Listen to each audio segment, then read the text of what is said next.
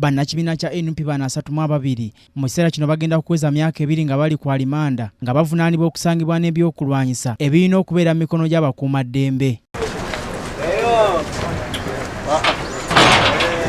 Bano bali bakomezeddwawo mu kkooti yamagye emakindye ekubirizibwa ssentebe waayo Brig.gen freeman Mugabe kyokka ng'omusango guno tegusobodde kugenda mu maaso oluvannyuma lw'omuwaabi wa gavumenti lyabwe gift okutegeeza kkooti ng'ayita mu kawaayiro namba 28 mu ssemateeka wa Uganda akawasa abawaabi wa gavumenti mu musango gwonna okugaana bannamawulire okulaga omujulizi agenda okuwa obujulizi mu musango gwonna era ng'abadde ayagala bannamawulire bagibwe mu musango guno ng'omujulizi agenda okuwa obujulizi bwe.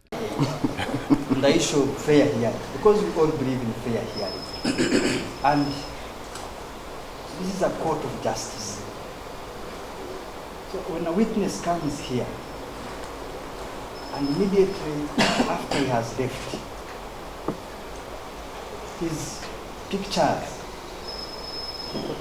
his children, and put them to test, not from counsel at the bar giving such photos. That it's prejudicial to our client's case even for chair to look at those photos.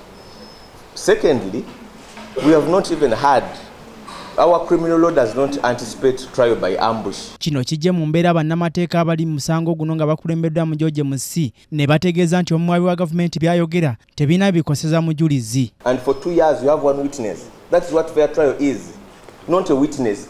All these photos I'm seeing, they are all diversionary. Because these photos, there's no photo when he's testifying in court.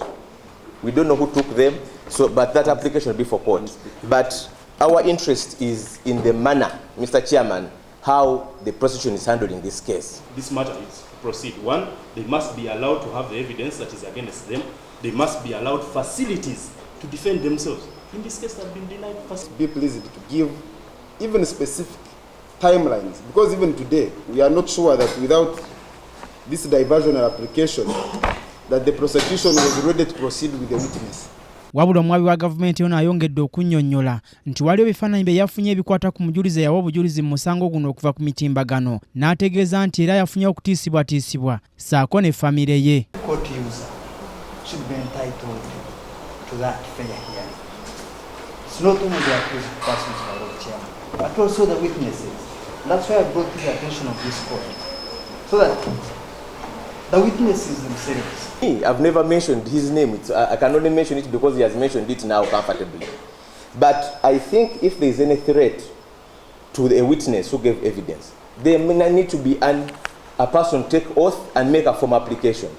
If counsel rely on photos, I don't know they are from Twitter. We don't know who is the author of these. Kano Richard Kachungurwa omulungamya w'ensonga z'amateeka mu kkooti eno agambye nti omuwaabi wa gavumenti bw'aba ayagala okwemulugunya kwe kuno kuteekebwe mu nkola alina okuteeka mu buwandiike byonna by'ayagala bikolebweko ku nsonga eno abireete mu kkooti eno awe ne bannamateeka babavunaanwa mu musango guno ebikwata ku mujulizi agenda okuleetebwa mu kkooti okutuusa ng'ennaku z'omwezi 28 omwezi guno. So it is one of the prosecutors so that they can also have the opportunity to respond to it.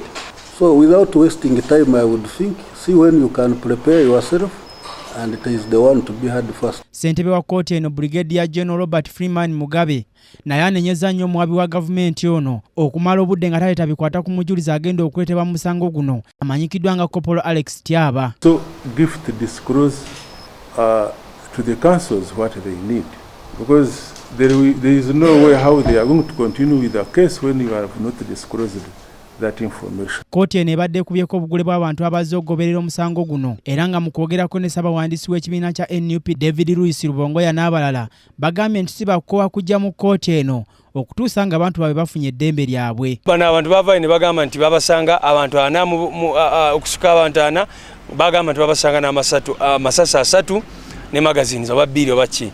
So eno kkooti ekozesebwa si kuwozesa abantu wabula kubatulugunya n'okulaba nti tebafuna ddembe lyabwe. Obujulizi babujje ku Google na Twitter. Yatusuubira nti buyina kye buyinza kukola eri omusango guno. Tubasaba nti babawe ebbiri abaana bano bafulume tujja kubasonyiwa ffe nga Bannayuganda kubanga tubadde tujja tubiraba. Ne babireeta nti nno bwe bujulizi bwe balina.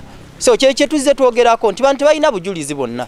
tebalina bujulizi abantu bano bamalira biseera babononera budde kubeera makomera nga famire zaabwe zibonaabona. Bannamateeka George Musa agambye nti kkooti eno ekyalina okukola omulimu omunene okukakasa nti abavunaanibwa bano bafuna obwenkanya ng'agamba nti esaanidde okuteeka ku nninga omwabi wa gavumenti mu musango guno okuleeta obujulizi obuluma abantu bano kubanga baludde nga tebafuna bwenkanya era ng'akyalemedde ku nsonga kkooti gye yasalawo etaputa ssemateeka ey'abantu ba bulijjo obutawozesebwa kkooti y'amagye.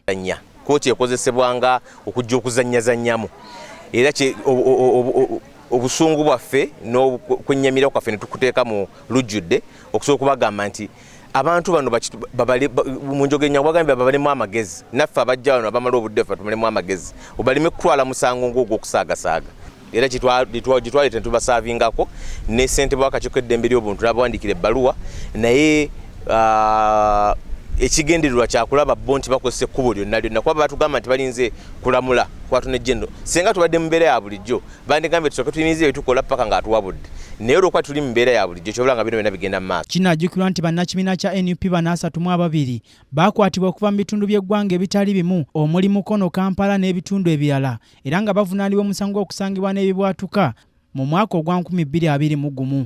Nze Omulangira Junju Moses, KTV amalindirire.